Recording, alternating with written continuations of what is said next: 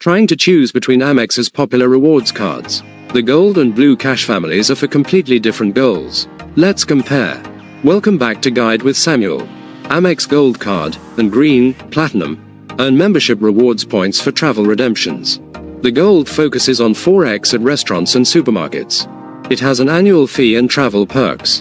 Amex Blue Cash cards, everyday and preferred, earn cashback as statement credits. The Blue Cash Preferred offers 6% back at US supermarkets, on up to $6,000, and 6% on streaming. It's for maximizing everyday cash savings. My crucial pro tip: value points versus cash. If you love to travel and will use transfer partners, points can be worth more. If you want simple savings on groceries and bills, cashback is king. Don't get a points card if you'll just redeem for 1 cent of statement credit. Get a cashback card instead.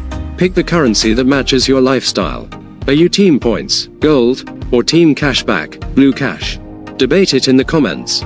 For more clear card comparisons, hit subscribe. Thanks for watching. I'm Samuel, and I'll see you next time.